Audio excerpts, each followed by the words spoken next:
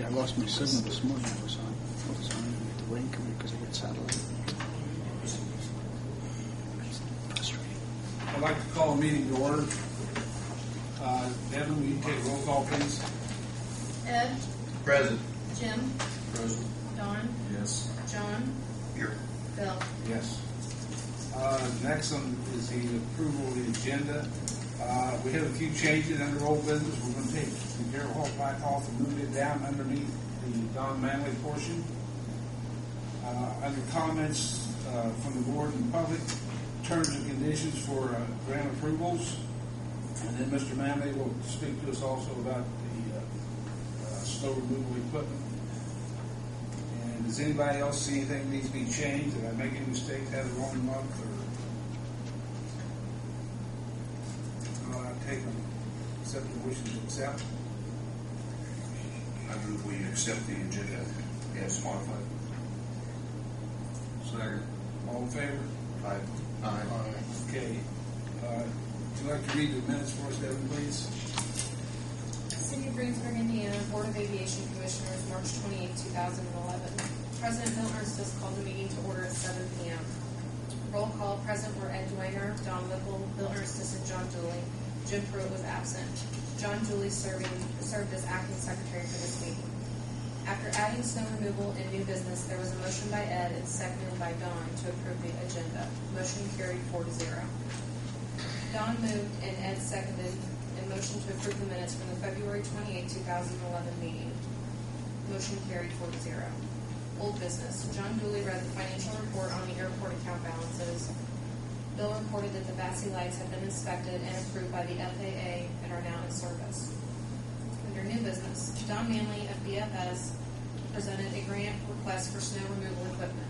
The grant involves 5 phases: grant administration, environmental assessment, contract document, bidding, and procurement and operating.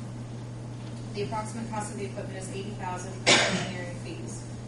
The federal share is 95%. The state share is from 1.25% to 2.5%, with the balance being from local share. Action now could make the equipment available perhaps in October or November of 2011. Don motioned and Ed seconded with the board sign the documents to proceed with the grant. The roll call vote carried unanimously. Don Manley informed the board that the next meeting of the AAI will be April 14, 2011 at the Indianapolis Regional, formerly Mount Comfort Airport. Don updated the board on the environmental assessment. They have received all the update comments from the various agencies and plan to present the second draft to the FAA this Friday, April 1st, 2011. Don read an article articulating the value of the general aviation airports to communities.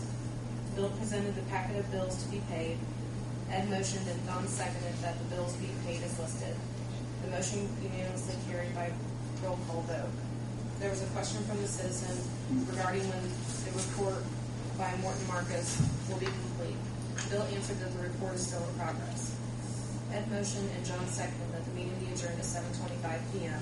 The motion carried 4-0.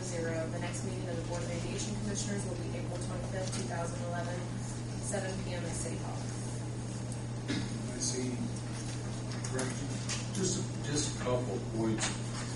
We know that 10 years down the road, it needs to say Don Manley updated us on the environmental assessment. And Don Manley read an article. As opposed to Don Whipple. As opposed to Don Whipple. Yeah. That's a good point.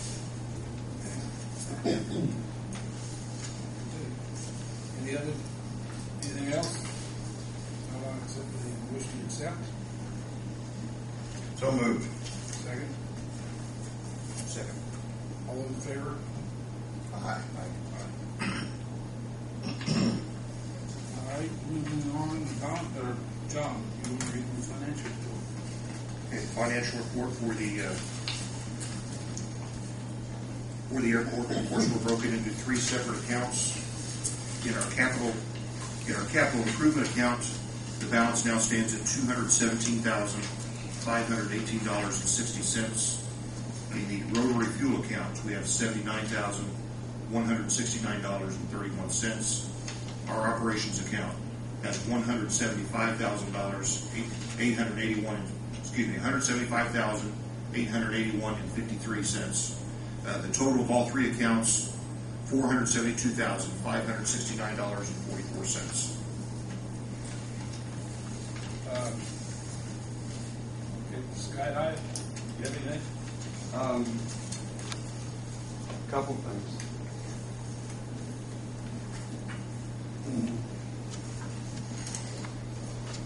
we need to do this later on? Do we need to do this later? The buildings. The RVs. They've been submitted.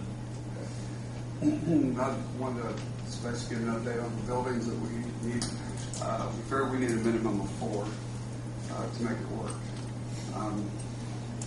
Some of the people that are part-timers, they can make do with what and not bring them out, but there's 4 we have to have.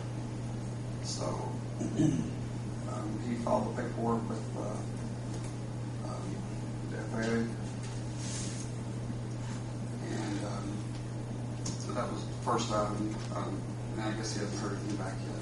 The other thing is we need to move the little food stand from the southeast corner around to the southwest corner in order to finish clearing that area out. So there's no congestion back there. We'll make sure that you're okay with that. It sticks out 6 feet from the building. It's not, you'd see it. Yeah, it doesn't wouldn't impinge on the taxiway, I guess, going directly with it. No, it sticks out either 6 or 8 feet from the building. I don't personally have a problem with that. Just move one side of the or the other. First thing, both on John Tripp is also checking on, make sure we don't violate any local zoning ordinances as far as rivers. Okay, and somebody brought up the issue, I guess, last week with the propane. They do not have, none of them were required. Propane tanks would not be required on your units. So, I guess last week we discussed it was a sticking point. Got our new business, John, you want to mention the... Yeah, last Tuesday, you'll see I passed out a report to you there that you all have in front of you, the accident report. It happened last Tuesday, and I think it's fairly complete. You can all read that. I simply just want to make that the official report to the Board of Aviation Commissioners and vote to include that in our minutes. It's a matter of record. If anybody had any questions about the report.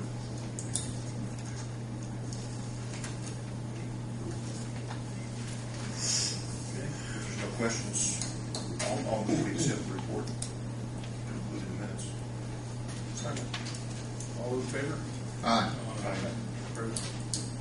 Next, the bills. You've got to be updated that I brought to you this evening, or I emailed you is incorrect, has been redone.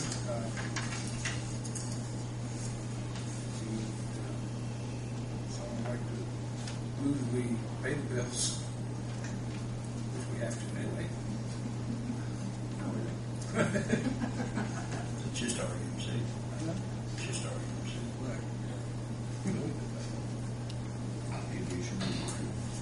I move that we pay the bills as listed. Like, just a matter of saying we do the motion, but should mention that the fuel went up, what, $1.50 a gallon? Is that correct? Our cost went up. Yeah, $1.50. We were actually pretty cheap, and now we're kind of right where everybody else is. But on our last refill, it was substantially more money. So we jumped it right up there. How much fuel is that, John? Pardon? How much fuel is that? How much does $29,000 buy? I'm not sure. 6,000 gallons. How much? 6,000 gallons of gas. We haven't got to the diesel fuel yet.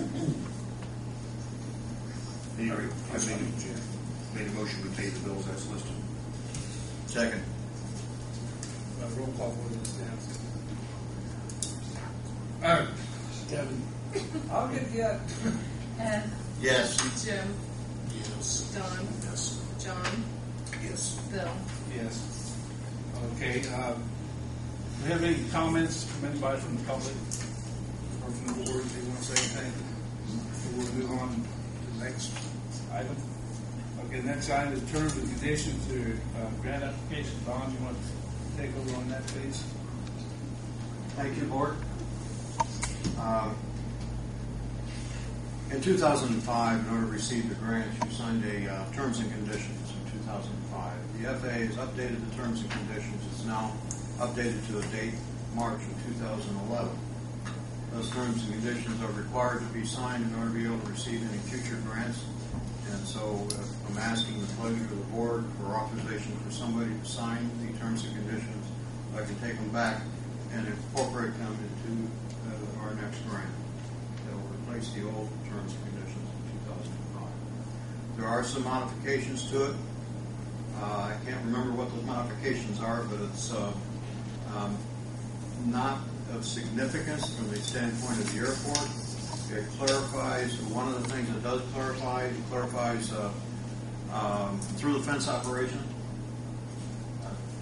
And before it was a no-no to have through the fence operations, they would recommend that you do not do through the fence operations. What I mean by through the fence operation is that, for example, you have a retail store on the airport, and the airport is receiving a fair market value from the lease operation.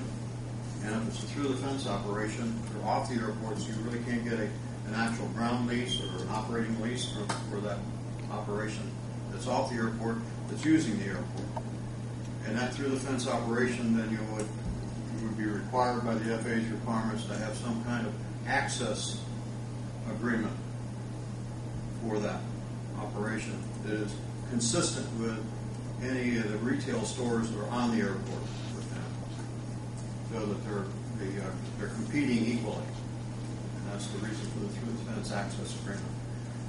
They strengthened that wording in this new terms and conditions, and it basically applies to non-compatible land uses, specifically residential. That's what we have in the new terms and conditions.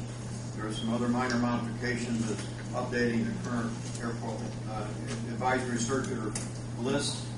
In 2005, there's been a lot of changes to the advisory circulars, and so they've updated that really not of any significance to this airport. So with that, I ask for your consideration for somebody, name somebody authorized to sign the terms and conditions. I'll move that Bill Nurses be authorized to sign the terms and conditions on behalf of the board. Second. Second. All those in favor? Aye. Aye. Don, Proceed on? proceed. Okay. I'm probably going to monopolize quite a bit of time here, so I hope you bear with me and have patience. At the last meeting, you signed an agreement for the snow removal equipment, and I've taken my first step. This Friday, the environmental will be submitted to the FAA. So that was our first step. And in doing that, knowing that it's going to be submitted to the FAA, I have placed on your table in front of you a specification. It's a plain page, and I'm being a little bit more environmental sensitive, so you've got it on both sides of the paper. And with that, I'd like to review a few things and just go through the process of what we have in the specifications. You'll see, if you flip over the first page, you'll see the table of contents. And in this tells you what's actually in the specifications. The advertisement for bids and all this information, it follows the FAA guidelines. It doesn't necessarily follow if there's any local requirements for advertising. We would need to have those to be able to get those local requirements. Sometimes you have some home rule requirements and specifications or contract documents that's required.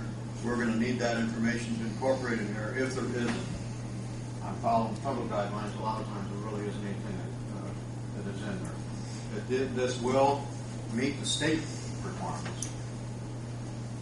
So that's it. Sometimes you don't like to advertise in a short period of time, which this doesn't actually anyhow. For example, the requirement is 2 advertisements in the local paper, and the advertisement dates are separated by 7 days. That is a minimum state requirement, and sometimes Oklahoma rule it requires a little bit longer period of time. So, but we do have a longer period of time in this bid document, and I'll explain that to you. It's actually got roughly 14 days in between the first advertising to the last advertising and to the time that they have to submit the bid. So there's 2 advertising dates in the difference. There will be a need for a signature on the advertisement that goes into the newspaper normally. Normally it doesn't show up in the actual advertising, but you will need to review the spec or the advertising to bids and sign off on it. And I have Bill's name in that position, but I also have the clerk treasurer as the attest.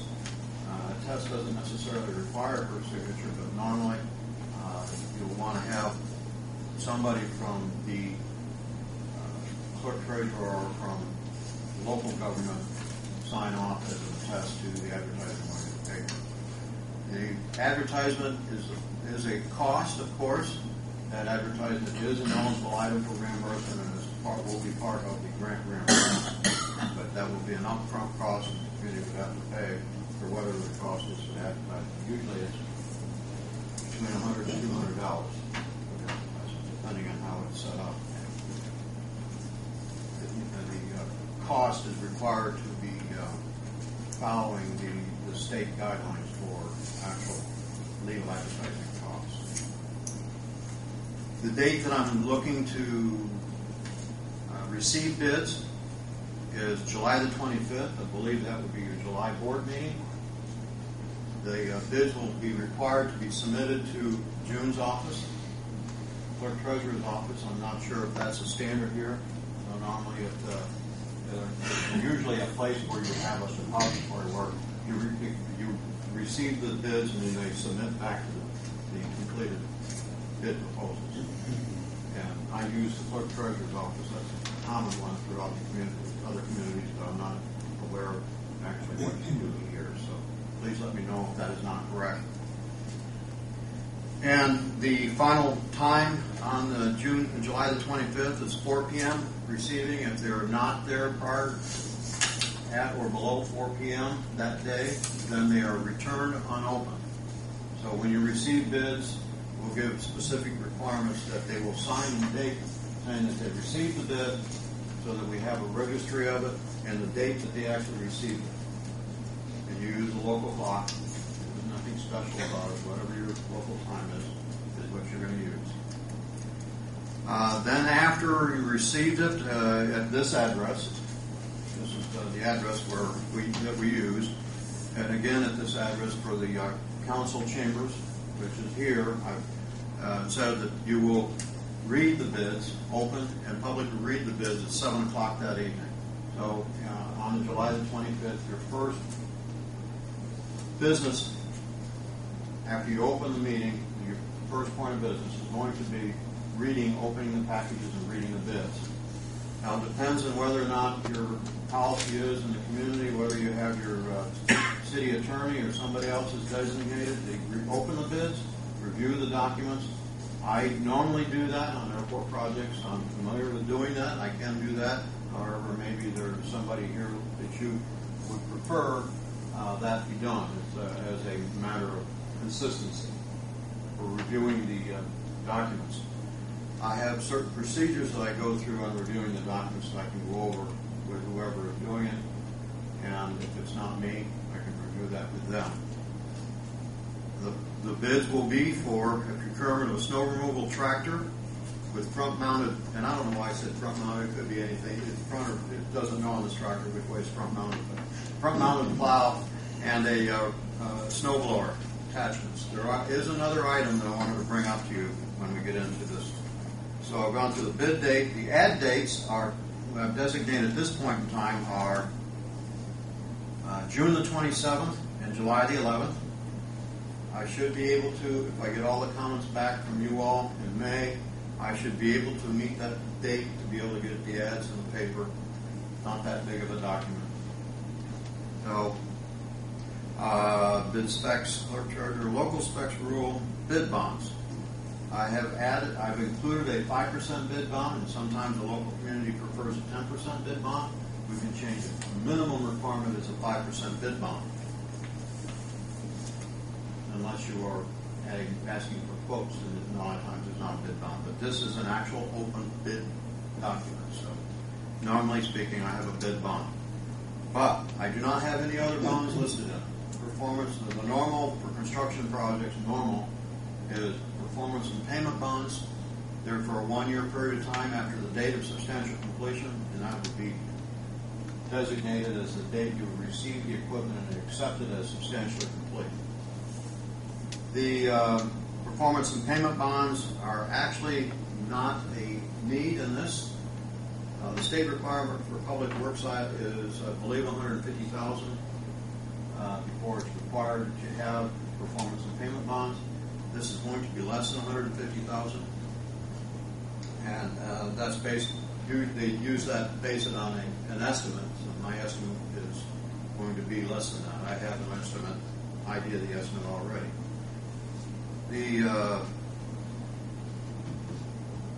I don't have a color of the vehicle. If you prefer a color, I need to know that. The color right now indicated in your specs is a yellow vehicle.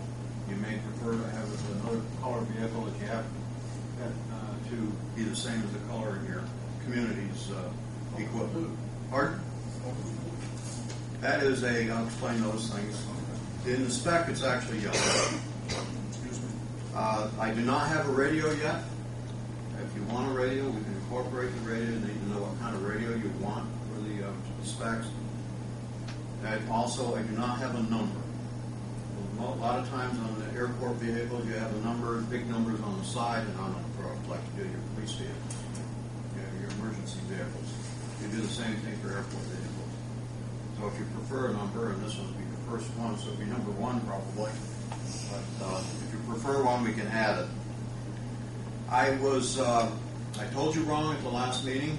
I was guessing at what the horsepower is, and I was very wrong. It's actually less than 250, and I think 175. I said maybe 175, maybe 250. Well, it's actually less than 175. The spec is written there, and we use it on 3 other locations. The 155 horsepower engine. 155 horsepower engine. Now, Don, you mentioned something about the handout stuff that's behind the spec. I want to go through, first, I want to go through the instructions to the bidders. That's important for the bidder to follow, because if they don't follow the information here, that would be a requirement for the bidder to be thrown out before we read the bid. Second part is the federal documents. After you get itemized proposal, which is the submittal. And in the itemized proposal, I have several items in here that's broken down and cost. I have several attachments that aren't actually part of the original advertising procurement cost. They're ultimates. The tractor power unit is actually the only true bid item. There is ultimates, loader, a snowplow attachment, hydraulic power extendable snowplow blade, an additional 3-point hitch. You have one 3-point hitch on it, but adding an additional 3-point hitch, which is the additional PTO. Then parallel, which I believe I spelled that wrong in your specs. Anyhow, I'm going to change that. Parallel linkage angle broom, which is a rotary broom.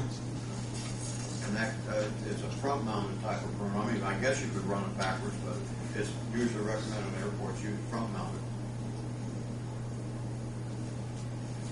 Then the federal aid contract requirements. These are clauses that are non-negotiable. You're required to have into them. There are several different ceilings that are required and specifications for the equipment, procurement equipment. Then you have the general provisions. These are general provisions that would be applicable to procurement of equipment. They're not all the provisions that for construction. However, if you read it, sometimes you'll look at it and say, this is for construction not for equipment. Well, you're, in the interpretation of this, you're absolutely right. We had to modify them in order to be able to identify them. But these general provisions are provisions that the FAA requires. It comes right out of their advisory circulars. So we had to do some modifications slightly. Then the section where it's specifications of the actual equipment, and that's probably where I'd like to see you focus most of your time on. The technical provisions is the TP pages.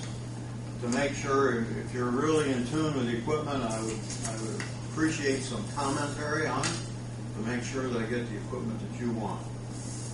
So take a look at that. Be real detailed on your comments back on that part, because that's the most critical part of the spec. The rest of it can be, and Jim, you might be interested in the legal documents in the front part. So that might be where you could incorporate some comments in that area, because the rest of you may not really care that much about it. What you care about is receiving the type of equipment you want to be able to use out in the field. And then the special provisions is, that modify any of the stuff in front of and before. The special provisions are, if there is a conflict in the order, the most important is in the back. So if there's a conflict, they will identify the special provisions as the change for the rest of the document. And we may have, once we get into the real meat and potatoes of this, you have all your comments back, there may be something where we will need to change the special provisions. The one thing that I want to mention to you in the special provisions that refers to in the actual document, the rest of the document, is two things: completion time and liquidated damages. It varies on how boards want to do it. Some boards really don't care about liquidated damages because you're not going to accept the equipment if it's not built properly in the first place. So all liquidated damages that some generally do is just add cost to the bid document. So you may want to take that out. It doesn't matter to me one way or another, or you might have the other approach and say it's not enough. Right now, I show in there $200 per day, calendar day, after the date of that the bidder has identified when they're going to deliver the equipment. In the bid document, the proposal we will ask them to tell us when they will be able to send the equipment, the actual vehicle, to you for operating. That date may vary depending on manufacturers, and it may or may not be a critical issue for the bid. But let's say, for example, if there's two bids that are equally the same in price, maybe the date is important. If it's equal in price and one date is 90 days after they've received their contract and the other one's 220 days after receiving the contract, which one would you go with? So that would be a question that you would have to answer at the receipt of the bids. Now let's get into the additional handouts that are colored. This gives you a general idea of what I'm thinking. I'm not promoting this equipment. This is just the type of equipment has been at other airports. It doesn't necessarily mean this is the only type of equipment that will be submitted for bids.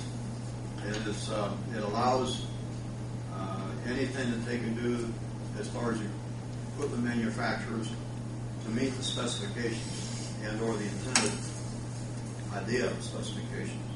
So this first page is a wing plow, and it actually folds up and almost kind of looks like a bucket without the bottom of the bucket. And then it folds out at varying angles, and it actually will fold all the way back behind or side of the equipment if you'd like it to do that. Normally speaking, that is not done, but it can happen. If you flip the next page, this is your blower.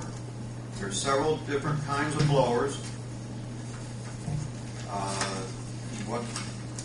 Casting requirements.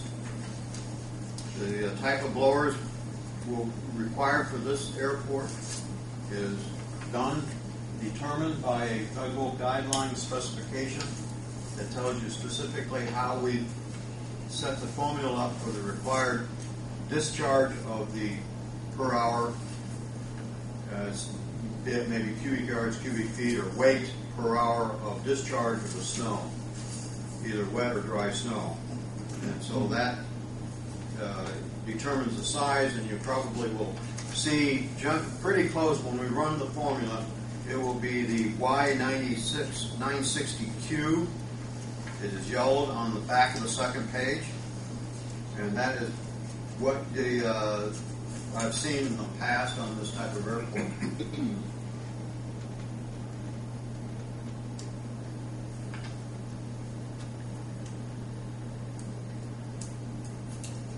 It's probably about the mid-range type of blower. It's probably got a casting distance of, I think I said this last time, about 75 feet. I'm not sure, but I think last meeting I mentioned, might have said 75 feet. It actually has a minimum displacement of 50 feet for this 960.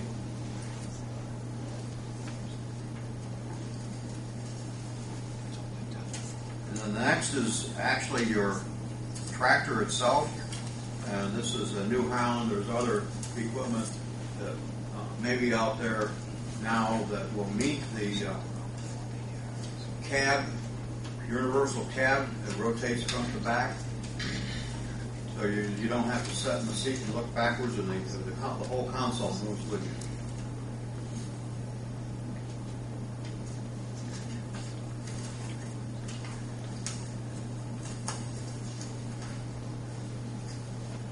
If you see some of these pictures may not necessarily be the type of cab that does rotate back and forth, but if you look at the front picture, which is blue, but what we right now have specified is yellow. New Holland normally is a yellow. It costs extra, or yellow. Normally is blue. It probably costs extra money to be yellow.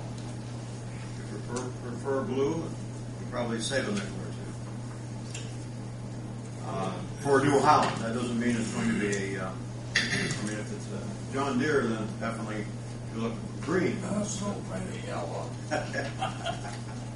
Well, is there any particular reason for it being yellow? I mean, is that for visual, like, It is.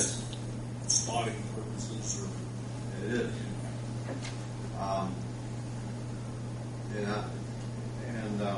I'm not sure I've ever gone through the requirements of the actual specification, but normally speaking, vehicles on airports are yellow. You do see areas that are different and multicolored. You see airports that are bright orange. You see variations of yellows. You see reds. However, usually ground support vehicles, not emergency vehicles, are generally speaking the yellow. But when you get into general aviation airports, you do see the colors that are just standard. Whatever you get, what you get. Yellow probably is an extra cost if you're looking at a new house, if that's what they end up specifying.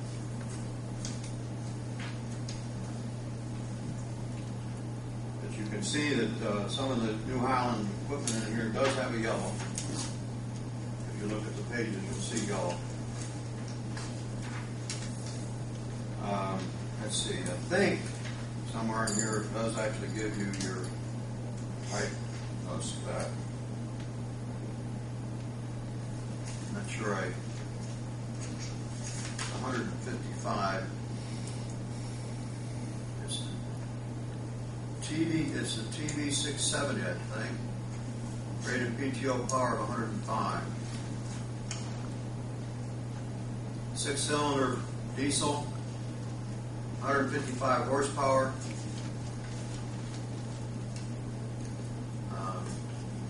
Maximum rated RPM is 2,200. The ground speed, not excessively fast. You get 20 miles per hour on the thing when you're operating it, you're probably moving right along. not something that normally is out on the highways, as used for snow removal on the highways.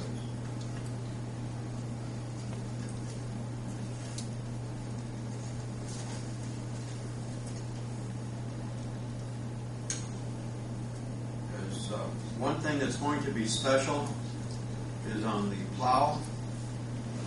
We require it to be rotational from left to right, a minimum of 30 degrees.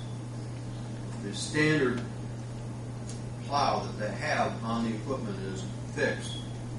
And we have to make sure that they get the plow that is rotational left to right.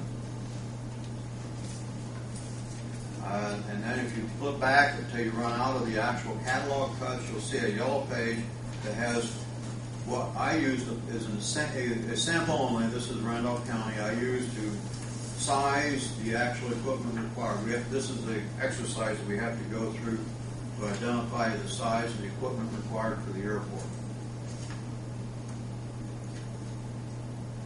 It just gives you a general idea of what goes on. And then behind that is actual advisory circular information that gives you an idea of where I came up with these numbers on my yellow sheet of paper. And then the charts and graphs that are behind it are all part of the advisory circular to determine the size of the plow and the rotary plow. The rotary plow being a snow blower. The anticipated clearance time is 4 hours, which is not a great amount of speed for some type of snow that you might have, but it does do the trick. And other people have been happy with us. We get into a higher number, and you're looking at a bigger dollars for the type of equipment. Go up to in the 300,000 bracket. Then if you flip back a little bit further, you'll see what we anticipate. And if you have additional information in this area, you see average snowfall in the area. It looks like this right here.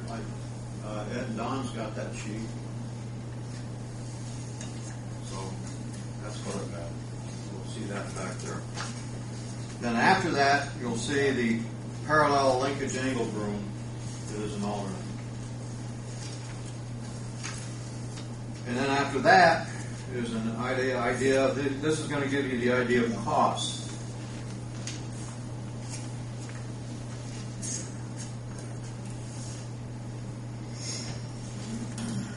Stop me anytime I'm talking, if there's any questions on it.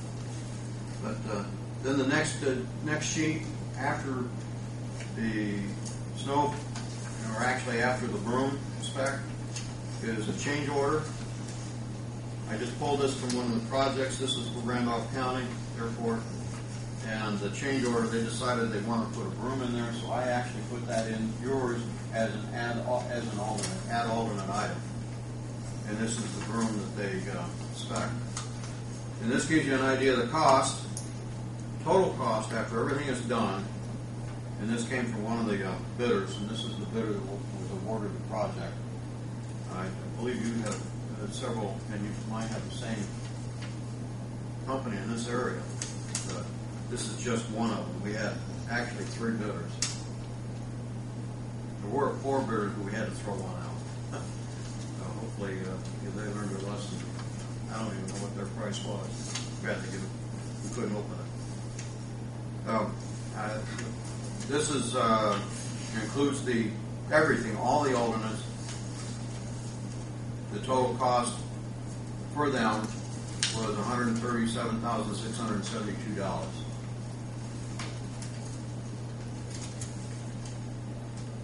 Now behind that is something that there's a local rule requirement. What we use for bidding procurement of equipment, we use a Form 95. It's a state form. I'm not even sure I even make those forms. I think I'm out of sync with the state forms. there's no reason why you can't use that. The reason why I have that in there is the non-collusion affidavit. That's the only reason, because I actually replaced the bidding section with your itemized proposal. But it was very convenient to put that in there for the non-collusion affidavit, which is required. Behind the Form 95 is the estimate of cost and the actual bids that we accepted. There were 2 bids. I'm sorry, I said 3. There were 2 bids accepted in our estimate.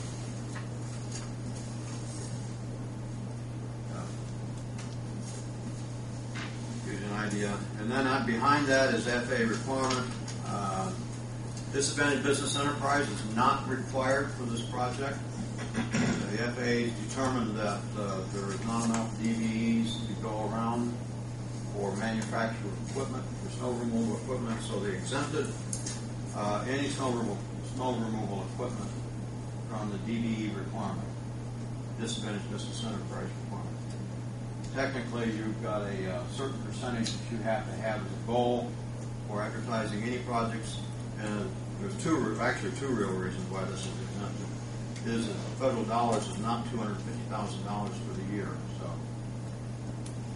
those 2 reasons, and then we took out the DVE requirement because that would add additional cost to having them go through a good faith effort to get that paperwork taken care of when we full well know that they couldn't even comply with anything on the DVE side. The only thing you get is suppliers. Then after that is the page that we use for your CCR. That's your registration for contractors, which in the FAA federal eyes, they see the city of Greensburg as a contractor, and so you had to register in order to receive federal money. And that's the address that we're using is this address here for all legal requirements for the bidding process. Then after that is it shows you where we started as far as an estimated cost for this airport, your CIP, that shows that it is in this year, which is the first requirement in order to be able to receive federal grants. The second requirement is get the environmental. That will be done Friday. And we're off and running. And we should be able to get you a piece of equipment in short order, depending on manufacturer's time frame. Any questions on the spec? If not, we're ready for you to go ahead and read the article. I'm going to get to it. I have a question on that. Were those extras that raised that $52,000 from last month? The options last month, I thought it was $85,000. Yes, That's for the base rate. that's for the equipment. That's for the SRE, the snow removal vehicle. That's what SRV, snow removal vehicle. Base price is going to be around $85,000, actually. And what are the extras? And the broom, the Broom, adjustable plow, plow, snow the blower, PTOs, extra PTOs, better PTO requirements. So the way it's sold is kind of like buying a lawnmower, riding over that deck. Always. That's always that way. Yeah. And another question: where do you get the bid specs from this piece of equipment? Several ways. Is this One, I first started with there's a federal advisory circular guidelines of preparing specifications for snow removal equipment. Take that as a base, and then I try to modify the base to meet the conditions that you want your local. So what ends up doing, I've actually reduced some of the requirements based on the advisory, excuse me, based on the advisory circular to get you from a 6x or an all drive vehicle truck type to a tractor type, which is actually cheaper than truck vehicle. So these bid specs would be minimum requirements. Yes, they're going to be the minimum requirement. And they'll meet the requirements for the airport can't say that it can be used for anything else but snow removal equipment. That's the guideline for the FAA. But I want to make sure that more than one brand would be eligible to meet the requirements, still be in the same price range. I'm not sure of that, quite frankly. The area where it may be a little bit of contradictory as far as finding another brand is on the cab swivel, cab swivel from front to rear. So in Randolph County, were they all New Holland carriers?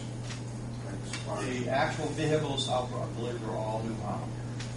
Matter of fact, all three of the airports are all New Holland. So chances are you'll be in New Holland, right? Yes. I would say, now John Deere is looking at a swivel. I don't believe they have one on the market yet. That will compete with the New Holland.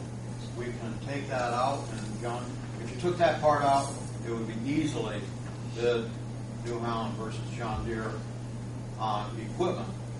Then you're just looking at the price.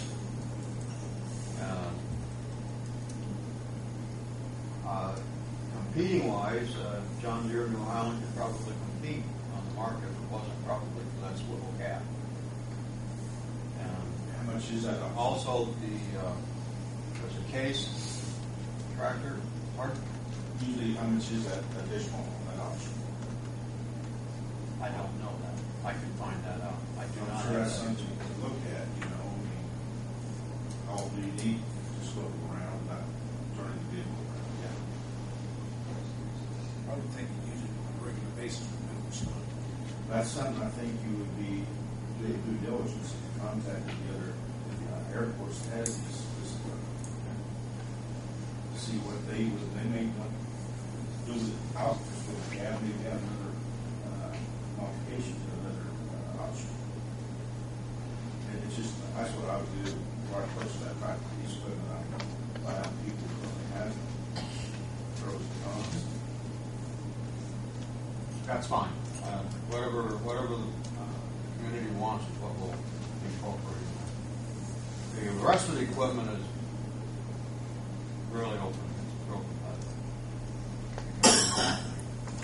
I actually don't know what they got was the wing type of plow. I don't actually specify that.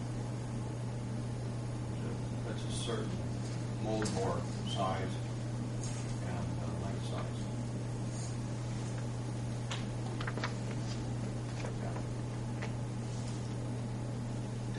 Does the FAA specify that it can only be used for snow removal, or could it be a general utility vehicle also? Only snow. Okay, they specify, okay. Good question, but that's what it is, yes. It'd be nice if it was multi-purpose, but It is a multi-purpose equipment, for moving south. but yeah. So all the FAA allows you to use for federal grant money is for snow removal. Ground support equipment like mowing grass is not an eligible item. You know, there's another factor here too, and that's if you're looking at Randolph County, they're gonna have more snow than we are. Very well. So, Very well. That's why I gave you that breakdown of where the snow, average snow is what we use. So if you have information that would help me on that from this community side and with the others. We're actually, you know, when you get down to it, when I run through the formula, I believe I'll find myself actually at the minimum anyhow. When you're less than what I'm looking at right now at this point in time, when you're less than 10,000 operations existing at this point in time, and that normally puts you in just one blower, and it puts you that's all that's required, allowed. And a blower replaces a plow, so you're going to have only one plow or one blower, one front to back. Anything else? Counts? Questions? I'm asking the board if you could review the spec. If you'd like to submit it to somebody that knows a little bit more about equipment from the city standpoint, like your highway superintendent or something, submit it to them so they can review it, make comments on it. I'd like to have all comments written back, and every one of your specs I'd like to have back at the next board meeting. I have spoken to John Deere and New Holland, but no equipment, I believe, has sold 3 of these. Okay. I believe Miller's one that was submitted on Randolph. Probably. So please do review it, critique it, get it to what you want, and then I will take and modify the spec, and I'll send it to the FAA for them to have a stab at it.